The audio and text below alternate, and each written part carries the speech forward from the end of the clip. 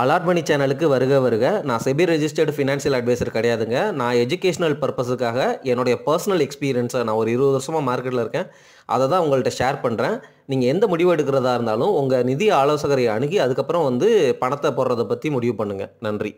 Alert சேனலுக்கு வருக வருக. இந்த சேனலுக்கு இன்னும் நீங்கள் சப்ஸ்கிரைப் பண்ணலைன்னா தயவு செஞ்சு சப்ஸ்கிரைப் பண்ணிக்கோங்க. பெல் பட்டனையும் கிளிக் பண்ணிக்கோங்க.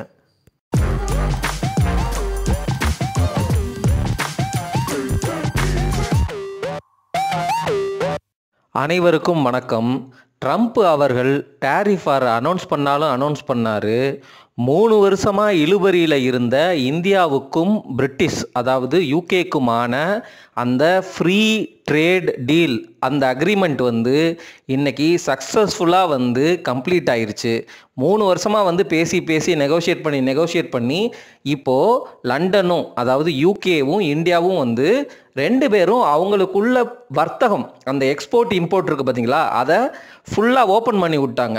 இந்தியாவில் இருந்து யூகேக்கு போகிற எக்ஸ்போர்ட் பண்ணப்படுகின்ற 99% பொருட்களுக்கு வரியே கிடையாது, டேரிஃபே கிடையாது அப்படின்னு யூகே சொல்லிருச்சு. அதே போல் யூகேல இருந்து இந்தியாவுக்கு வர்ற பொருட்களுக்கும் வரியை பயங்கரமாக இந்திய கவர்மெண்ட் குறைச்சிருச்சு. இதில் எந்தெந்த செக்டர்லாம் அஃபெக்ட் ஆகுது அப்படிங்கிறத பார்க்கலாம். நம்ம எக்ஸ்போர்ட் பண்ணுறோம் யூகேக்கு. என்னென்னலாம் எக்ஸ்போர்ட் பண்ணுறோம்? Textile, leather, seafood, gems and jewellery, இந்த மாதிரி செக்டரில் நம்ம யூகேக்கு எக்ஸ்போர்ட் பண்ணுறோம். இன்ஃபேக்ட் ஐடி சர்வீசஸ் கூட நம்ம எக்ஸ்போர்ட் பண்ணுறோம். ஸோ இந்த விஷயங்கள்லாம் நமக்கு பாசிட்டிவ்ஸு. இந்த செக்டரில் உள்ள கம்பெனிஸ் யூகேக்கு யாரெல்லாம் எக்ஸ்போர்ட் பண்ணுறாங்களோ அவங்களுடைய டேரிஃப் குறையிறதுனால அவங்களுக்கு இன்னும் சேல்ஸ் அதிகமாகும் அப்படின்னு எதிர்பார்க்கலாம். Point number 1. ரெண்டாவது இந்தியன்ஸ் யூகேல போய் வேலை பார்க்குறாங்கன்னு வச்சுக்கோங்களேன். அவங்க நாட்டில் உள்ள அந்த சோஷியல் செக்யூரிட்டி அந்த வெல்ஃபேர் ஸ்கீம்ஸ்ன்னு இருக்கும். அதுக்கு அவங்களுடைய சேலரியிலேருந்து கான்ட்ரிபியூஷன் கொடுக்கணும். அதை 3 வருஷத்துக்கு நீங்கள் எக்ஸம்ஷன் கொடுக்கணும் அப்படின்னு இந்தியன் கவர்மெண்ட் தொடர்ந்து கேட்டுகிட்டே இருக்கிறாங்க. இப்போ நீங்கள் இந்தியாவிலேருந்து அங்கே போய் வேலைக்கு போகிறீங்க அப்படின்னா 3 வருஷத்துக்கு உங்களுடைய சேலரியிலேருந்து நீங்கள் கான்ட்ரிபியூட் பண்ணணும் அப்படிங்கிற அவசியம் கிடையாது. 3 வருஷத்துக்கு அப்புறமும் நீங்கள் யூகேயில் ஸ்டே பண்ணுறீங்க அப்படின்னா கான்ட்ரிபியூட் பண்ணணும். அந்த டீலும் உங்களுக்கு இப்போ பாசிட்டிவ்.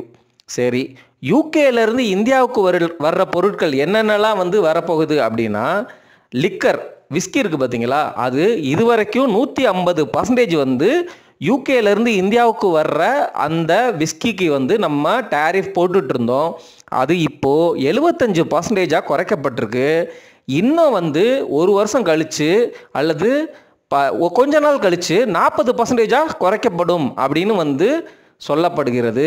இதனால் விஸ்கி சேல்ஸில் எந்தெந்த கம்பெனிகள்லாம் நம்ம இந்தியன் செக்டரில் இருக்கிறாங்களோ, இந்தியன் லிக்கர் செக்டரில் இருக்கிறாங்களோ, பிரிட்டிஷ்லேருந்து எந்த விஸ்கி பிராண்டு பாப்புலராக இந்தியாவில் இருக்கோ அதெல்லாம் கொஞ்சம் சீப்பாக கிடைக்கும்.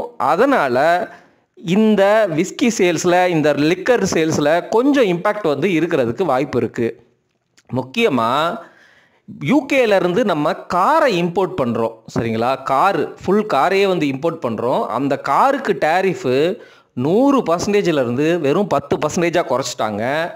ஆனால் நம்பர் ஆஃப் கார்ஸ் இந்தியா இவ்வளவு தான் இம்போர்ட் பண்ணும் யூகேட்ட இருந்து அப்படிங்கிற மாதிரி ஒரு கேப் செட் பண்ணியிருக்கிறாங்க. கேப்னா இத்தனை காருக்கு மேலே ஒரு வருஷத்தில் நீங்கள் எக்ஸ்போர்ட் செய்யக்கூடாது அப்படின்னு இந்தியன் கவர்மெண்ட் யூகே கிட்ட சொல்லியிருக்குது. சரி, எப்படி பார்த்தாலும் வர்ற கார்கள் இந்திய மார்க்கெட்டில் காம்படிட்டிவ் ப்ரைஸாக இருந்துச்சு அப்படின்னா ஆஃப்கோர்ஸ் 90% உங்களுக்கு டேரிஃப் குறைஞ்சிருச்சு. அப்போ யூகே கார்களுடைய சேல்ஸ் கொஞ்சம் கூடலாம். எந்த காரெல்லாம் யூகே கார் கூட அந்த காம்படிட்டிவ் எஜ்ஜில் இருக்கிறாங்களோ, இது வரைக்கும் விலை அதிகமாக இருந்ததுனால சேல் ஆகாமல் இருந்த நல்ல கார்கள் இனிமேல் விற்கிறதுக்கு வாய்ப்பு இருக்குது. அடுத்து யூகேலேருந்து நம்ம என்னென்னலாம் இம்போர்ட் பண்ணுறோம்? 1 விஸ்கி, காரு, அதே போல் காஸ்மெட்டிக்ஸ், பியூட்டி ரிலேட்டட் பொருட்கள்லாம் இருக்குல்ல, அதெல்லாம் நமக்கு இனிமேல் சீப்பாக கிடைக்கும். இதுதாங்க யூகேக்கும் இந்தியாவுக்கும் இடையில் ஃப்ரீ ட்ரேட் அக்ரிமெண்ட் சக்ஸஸ்ஃபுல்லாக அவங்க சைன் பண்ணிட்டாங்க. இதை இம்ப்ளிமெண்ட் பண்ணுறதுக்கு 1 வருஷம் ஆகும் அப்படிங்கிறாங்க.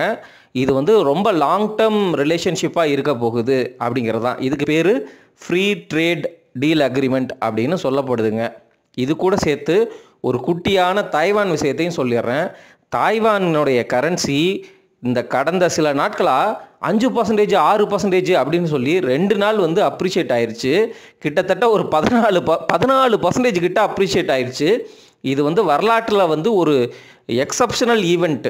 இதுக்கு காரணம் வந்து என்ன அப்படின்னா, டாலர் வீக்கனிங் அப்படிங்கிறது ஒரு விஷயமா இருந்தாலும் தாய்வானுடைய கரன்சி டாலருக்கு அகெயின்ஸ்டாக பயங்கரமாக அப்ரிஷியேட் ஆனதுக்கு காரணம், தைவானில் உள்ள அந்த இன்சூரன்ஸ் கம்பெனிகள்லாம் இருக்கிறாங்க பார்த்தீங்களா, அவங்க வந்து டாலரை வந்து செல் பண்ணுறதுனால தாய்வானுடைய கரன்சி பயங்கரமாக வந்து அப்ரிஷியேட் ஆகுது அப்படிங்கிறது தான். இந்த நியூஸ் வந்து நமக்கு ஸ்டாக் மார்க்கெட்டில் எப்படி எவால்வ் ஆக போகுது அப்படின்னு தெரில. தாய்வான் குட்டி கண்ட்ரி தான், பட் இருந்தாலும் வந்து இப்படியும் ஒரு நியூஸ் போகுது அப்படிங்கிறத உங்ககிட்ட சொல்லிக்கிறேன். இந்தியன் கரன்சியும் பார்த்தீங்கன்னா 89 ரூபா கிட்ட போயிட்டு இப்போ மறுபடியும் 84 ரூபாய் 83 ரூபா ரேஞ்சில் வந்துருச்சு. ஸோ இதெல்லாம் வந்து எப்படி ப்ளே அவுட் ஆக போகுது, ட்ரம்ப்பினுடைய டேரிஃபுக்கு அப்புறம் வந்து எப்படி வந்து நம்மளுடைய எக்ஸ்போர்ட் இம்போர்ட் சிச்சுவேஷன் இருக்குது, எப்படியா இருந்தாலும் எனக்கு தெரிஞ்சு கரன்சி வந்து இன்னும் கொஞ்சம் வீக் தான் ஆகும் அப்படின்னு நான் நினைக்கிறேன். But let's see.